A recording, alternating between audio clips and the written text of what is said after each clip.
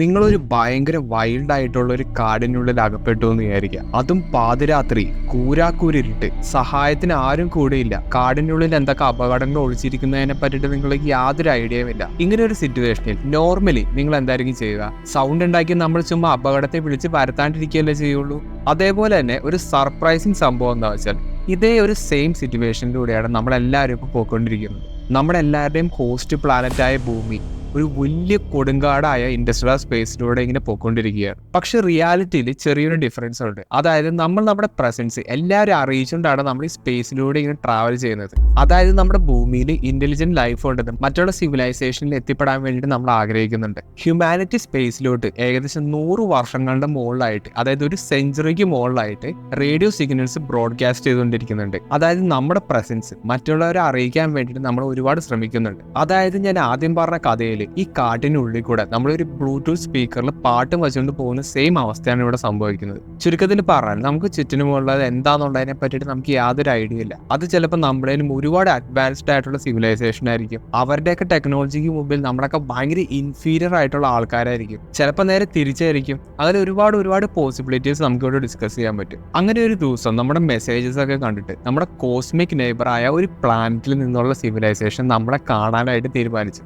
അങ്ങനെ ഇവർ നമ്മുടെ ഭൂമിയിലെത്തുകയും അതിലൊരാൾ നമ്മുടെ വീടിന്റെ മുറ്റത്ത് അവരുടെ സ്പേസ് ഷിപ്പിൽ വന്നു നിന്നു. ഇങ്ങനെ ഒരു സിറ്റുവേഷനിൽ നിങ്ങൾ എന്തായിരിക്കും ചെയ്യുന്നത്? അവിടുന്ന് എങ്ങനെയെങ്കിലും ഓടി രക്ഷപ്പെടാനാണ് നോക്കുന്നത്, അതോ ഇതെന്താണ് സംഭവം എന്ന് അറിയാൻ വേണ്ടിയിട്ട് നിങ്ങൾ ഇതിന്റെ അടുത്തേക്ക് അപ്രോച്ച് ചെയ്യും? ഇത് കേൾക്കുമ്പോൾ ചിലരൊക്കെ ഇതൊന്നും ഒരിക്കലും സംഭവിക്കില്ല എന്നുള്ള രീതിയിലേക്ക് നിൽക്കുന്നുണ്ടാവും. പക്ഷേ നമ്മുടെ യൂണിവേഴ്സിന്റെ സൈസ് ഭയങ്കര മാസീവ് ആണെന്നുള്ള കാര്യം നമുക്ക് എല്ലാവർക്കും അറിയാം. അതിൽ കോടിക്കണക്കിന് സ്റ്റാർസും അതിനേലും കൂടുതൽ പ്ലാനറ്റ്സും കണ്ടുവരുന്നത്. ഇതിൽ അറ്റ്ലീസ്റ്റ് ഒരു പ്ലാനറ്റിലെങ്കിലും നമ്മളെ പോലുള്ള ഒരു ഇന്റലിജന്റ് സിവിലൈസേഷൻ ഉണ്ടാവാനുള്ള എല്ലാ സാധ്യതകളും ഉണ്ട്. അത് നമ്മളതിന് കൂടുതലും ഭയങ്കര ഹൈലി അഡ്വാൻസ്ഡ് ആയിട്ടുള്ള സിവിലൈസേഷൻ ആവാനും സാധ്യതകളുണ്ട്. അതായത് സ്പേസ് ടൈം എന്ന ഡയമെൻഷനെ വരെ കൺട്രോൾ ചെയ്യാൻ പറ്റുന്ന ഒരു സിവിലൈസേഷൻ ആവാൻ വേണ്ടി. അപ്പോൾ ഒരു എക്സ്ട്രാ ടെറസ്ട്രിയൽ എൻകൗണ്ടർ ഒരിക്കലും ഉണ്ടാവില്ലെന്ന് ഉറപ്പിക്കാൻ നമുക്ക് ആർക്കും പറ്റില്ല. ഇങ്ങനെ ഒരു ഇവന്റ് സംഭവിക്കുകയാണെങ്കിൽ അവിടെ സംഭവിക്കാവുന്ന ഒരുപാട് പോസിബിലിറ്റീസ് ഉണ്ട്. എല്ലാ കാര്യങ്ങൾക്കും ഒരു നല്ല വശം ഉണ്ടാവുമല്ലോ.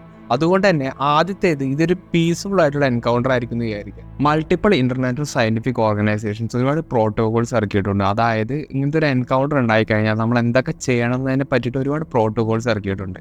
ഇതൊരു തരത്തിലുള്ള നിയമങ്ങളൊന്നുമല്ല, ഒരു ഗൈഡ് ലൈൻ ആയിട്ട് മാത്രമാണ് ഇവർ ഇറക്കിയിട്ടുള്ളത്. യാതൊരു രീതിയിലും അവരെ പ്രകോപിപ്പിക്കാനും വളരെ പീസ്ഫുൾ ആയിട്ടുള്ളതും വളരെ പ്രൊഡക്റ്റീവ് ആയിട്ടുള്ള ഒരു ഇൻട്രാക്ഷൻ വേണ്ടിയിട്ടാണ് ഇത്തരത്തിലുള്ള പ്രോട്ടോകോൾസ് ഒക്കെ ഇറക്കിയിരിക്കുന്നത്. അതിലൂടെ നമുക്ക് ഒരുപാട് സയന്റിഫിക് സ്റ്റഡീസും അവരുടെ ടെക്നോളജിയൊക്കെ നമുക്ക് ബോറോ ചെയ്തെടുക്കാനുള്ള ഒരുപാട് ചാൻസസും ഉണ്ട്. ഇതൊക്കെ പോസിബിൾ ആവണമെങ്കിൽ ഹ്യൂമൻ ഇന്റലിജൻസും, അതായത് നമ്മുടെ ഇന്റലിജൻസും ഒരു ഏലിയൻ ഇന്റലിജൻസും തമ്മിലുള്ള കമ്മ്യൂണിക്കേഷൻ സ്ട്രോങ് ആയിരിക്കണം. ഇത് കേൾക്കുന്ന പോലെ വളരെ സിമ്പിൾ ആയിട്ടുള്ള സംഭവം എന്നല്ല. കാരണം നമ്മൾ ഡീൽ ചെയ്യുന്നത് നമ്മൾ ഇന്നേ വരെ കാണാത്ത വേറൊരു തരത്തിലുള്ള ഫോം ഓഫ് ഇന്റലിജൻസിനെ ആയിരിക്കും. ചിലപ്പോൾ ഈ എക്സ്ട്രാ ടെറസ്ട്രിയൽ സ്പീഷീസ് നമ്മളെപ്പോലെ ഒരു ബയോളജിക്കൽ ഫോം ഓഫ് ബീയിങ്സ് ആയിരിക്കില്ല. അതായത് ഒരു ഫുള്ളി ഡിജിറ്റൽ ബീയിങ്സ് ആവാൻ വരെ ചാൻസ് ഉണ്ട്. ഇത് ഭയങ്കര ഇമ്പോർട്ടൻ്റ് ആയിട്ടുള്ള സ്റ്റെപ്പാണ്. കാരണം ഇവിടെ ഒരു മിസ്കമ്മ്യൂണിക്കേഷൻ വന്നു കഴിഞ്ഞാൽ അത് വളരെ ഡേഞ്ചറസ് ആവാനുള്ള ചാൻസസ് ഉണ്ട്. ഒരു എക്സാമ്പിൾ പറയുകയാണെങ്കിൽ നമ്മൾ നമ്മുടെ ഭാഷയിൽ അവരോട് വെൽക്കം ടു എർത്ത് എന്നായിരിക്കും പറയുന്നത്. പക്ഷേ നമ്മൾ ഈ വാചകത്തെ അവർ മിസ്അണ്ടർസ്റ്റാൻഡ് ചെയ്തിട്ട് അതൊരു ത്രെട്ടായിട്ട് അവർ കണ്ടു കഴിഞ്ഞാൽ അത് ഭയങ്കര പ്രശ്നമാവാൻ ചാൻസ് ഉണ്ട്. കാരണം ഇവർ പൊസസ് ചെയ്യുന്ന ടെക്നോളജി എന്തോരം കൂടുതൽ അഡ്വാൻസ്ഡ് ആണെന്നുള്ള കാര്യം നമുക്ക് യാതൊരു ഐഡിയ ഉണ്ടാവില്ല. ചിലപ്പോൾ നമ്മുടെ ഭൂമിനെ തന്നെ കൺട്രോൾ ചെയ്യാനുള്ള ടെക്നോളജി ഇവരുടെ കയ്യിലുണ്ടാവും. വേറൊരു കോമഡി എന്താ വെച്ചാൽ ഇതേ സിറ്റുവേഷൻ നേരെ തിരിച്ച് സംഭവിക്കാം. അതായത് അവരൊരു പീസ്ഫുൾ എൻകൗണ്ടറിന് വേണ്ടിയിട്ടായിരിക്കും നമ്മളോട് അപ്രോച്ച് ചെയ്യുന്നത്, പക്ഷെ നമ്മൾ അതൊരു ത്രെട്ടായിട്ടായിരിക്കും കാണുന്നത്. അങ്ങനെ ഒരുപാട് പോസിബിലിറ്റീസ് ഈ ഒരു സിറ്റുവേഷനിൽ തന്നെ നമുക്ക് കൺസിഡർ ചെയ്യാൻ പറ്റും. ഒരു പ്രോപ്പർ കമ്മ്യൂണിക്കേഷൻ സെറ്റ് ചെയ്യാൻ വേണ്ടിയിട്ട് ഒരു യൂണിവേഴ്സൽ ലാംഗ്വേജ് എന്ന നിലയിൽ ഒരുപാട് സയന്റിഫിക് പ്രിൻസിപ്പിൾസും മാത്തമാറ്റിക്സ് ഉപയോഗിച്ചിട്ടാണ് നമ്മൾ കമ്മ്യൂണിക്കേറ്റ് ചെയ്യാൻ വേണ്ടിയിട്ട് ശ്രമിക്കുന്നത്. ഇവിടെ മ്യൂച്വൽ റെസ്പെക്ട് നമ്മൾ വളരെ കെയർഫുൾ ആയിട്ട് കൺസിഡർ ചെയ്യേണ്ട ഒരു സംഭവമാണ്. അത് പറഞ്ഞപ്പോഴാണ് നീൽ ഡിഗ്രാസ് ടൈസൺ പറഞ്ഞ ഒരു പോസിബിലിറ്റി എനിക്ക് ഓർമ്മ വന്നത്. അതായത് ഒരു ഏലിയൻ ലൈഫ് നമ്മുടെ ഭൂമിയിലേക്ക് വന്നു. ഈ ഏലിയൻ സിവിലൈസേഷൻ എന്ന് പറഞ്ഞാൽ ഒരു പ്ലാന്റ് ബേസ്ഡ് ആയിട്ടുള്ള ഒരു സിവിലൈസേഷൻ ആണെന്ന് വിചാരിക്കുക. അതായത് മരങ്ങളെയും ചെടികളെയും പോലെ ഫോട്ടോസിന്തസിസ് ഉപയോഗിച്ചിട്ടാണ് ഇവർ സർവൈവ് ചെയ്യുന്നത്. പക്ഷേ ഇവരൊരു ഇന്റലിജന്റ് സിവിലൈസേഷനും കൂടിയാണ്. ഇങ്ങനൊരു സിറ്റുവേഷൻ അവർ നമ്മുടെ ഭൂമിയിലേക്ക് വരികയും അവർ നമ്മുടെ ഭൂമിയിലുള്ള ആൾക്കാരെയൊക്കെ നോക്കുമ്പോൾ നമ്മൾ ചെടികളൊക്കെ ഹാർവെസ്റ്റ് ചെയ്യുന്നു, ചെടികളൊക്കെ കഴിക്കുന്നു, പച്ചക്കറികൾ ഉണ്ടാക്കി കഴിക്കുന്നു.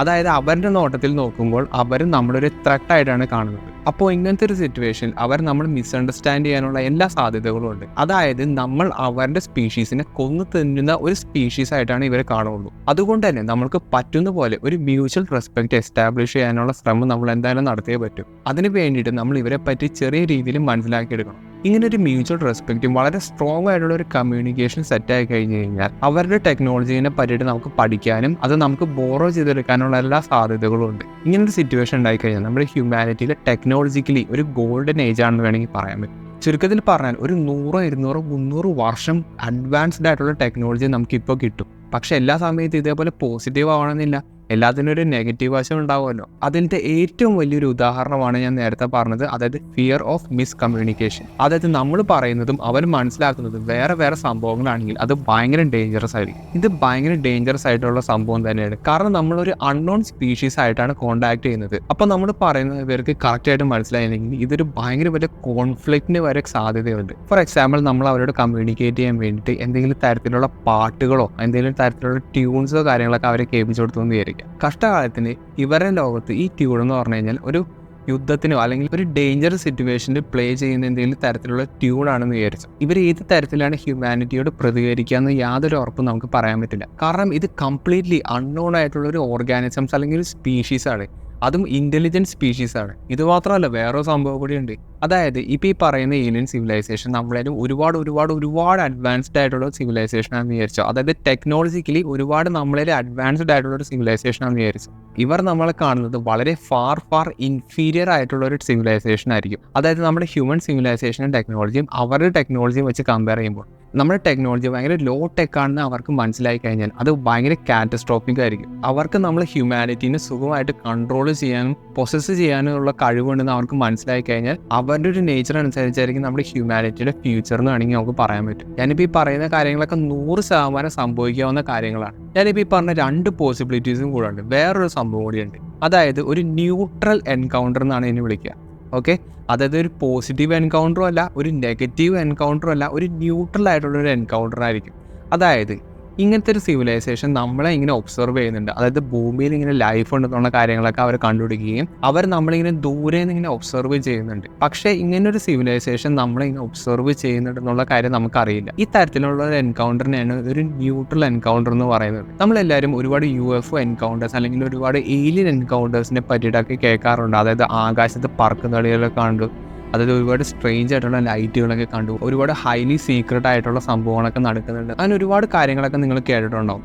അപ്പോൾ ഇതിനൊക്കെ വേണമെങ്കിൽ ഒരു ന്യൂട്രൽ എൻകൗണ്ടർ ആയിട്ട് നമുക്ക് കൺസിഡർ ചെയ്യാം. അതായത് ഇവർ നമുക്ക് യാതൊരു രീതിയിലുള്ള ഉപദ്രവം ഉണ്ടാക്കുന്നില്ല, ഇവർ നമ്മളായിട്ട് കമ്മ്യൂണിക്കേറ്റ് ചെയ്യാനായിട്ട് ശ്രമിക്കുന്നില്ല, ഇവർ നമ്മുടെ ഒപ്പം തന്നെ ഇങ്ങനെ ഒരു കോഎക്സിസ്റ്റ് ചെയ്യുന്ന ഒരു സിറ്റുവേഷനാണ് ഇവിടെ സംഭവിക്കുന്നത്. എനിക്ക് തോന്നുന്നത് ഒരു ന്യൂട്രൽ എൻകൗണ്ടർ നമ്മളിപ്പോൾ ഫേസ് ചെയ്യുന്നുണ്ടെന്നാണ്. അതായത് നമ്മുടെ ഭൂമിയിൽ ഈ തരത്തിലുള്ള എക്സ്ട്രാ ടെറസ്ട്രിയൽ അല്ലെങ്കിൽ ഹൈലി അഡ്വാൻസ്ഡ് ആയിട്ടുള്ള ഒരു ഇൻ്റലിജൻറ്റ് ബീയിങ്സ് നമ്മുടെ ഹ്യൂമൻസിനോടൊപ്പം ഇങ്ങനെ സർവൈവ് ചെയ്യുന്നുണ്ടെന്നാണ് എനിക്ക് തോന്നുന്നത്. അല്ലെങ്കിൽ പിന്നെ എങ്ങനെയാണ് ഇത്രയും UFO സൈറ്റിങ്സും ഇത്രയും അൺഎക്സ്പ്ലെയിൻഡ് ആയിട്ടുള്ള അൺഐഡൻറ്റിഫൈഡ് ആയിട്ടുള്ള കാര്യങ്ങളൊക്കെ നമുക്ക് കാണാൻ കഴിയുന്നത്? പക്ഷേ ഈ തരത്തിലുള്ള ടെക്നോളജികളെ പറ്റിയിട്ട് യാതൊരു ഇൻഫർമേഷനോ കാര്യങ്ങളൊന്നും പബ്ലിക്കിന് അവൈലബിൾ അല്ല. അതുകൊണ്ട് തന്നെ ഒരു സ്പെക്കുലേഷന് പുറമെ ഇത്തരത്തിലുള്ള ഇൻ്റലിജൻസ് സിവിലൈസേഷൻ നമ്മളായിട്ട് കമ്മ്യൂണിക്കേറ്റ് ചെയ്യുന്നില്ല എന്ന് വേണമെങ്കിൽ നമുക്ക് ഉറപ്പിച്ച് പറയാൻ പറ്റും. അതുകൊണ്ട് തന്നെ നമ്മളെല്ലാവരും ഇപ്പോൾ ഒരു ന്യൂട്രൽ എൻകൗണ്ടർ ഫേസ് ചെയ്യുന്നുണ്ടെന്ന് വേണമെങ്കിൽ പറയാൻ പറ്റും. എന്തായാലും ഇതിനെ പറ്റിയിട്ട് നമ്മൾ ഡിസ്കസ് ചെയ്യുന്നുണ്ട്. വേറൊരു സിറ്റുവേഷൻ കൂടി ഞാൻ പറഞ്ഞാൽ, ഒരു വലിയൊരു പ്ലാനറ്റ് ഉണ്ടായിരുന്നു. ഓക്കെ, ഇത് നമ്മളെക്കാളും ഒരുപാട് അഡ്വാൻസ്ഡ് ആയിട്ടുള്ള സിവിലൈസേഷൻ നിറഞ്ഞു നിൽക്കുന്ന ഒരു പ്ലാനറ്റ് ആയിരുന്നു.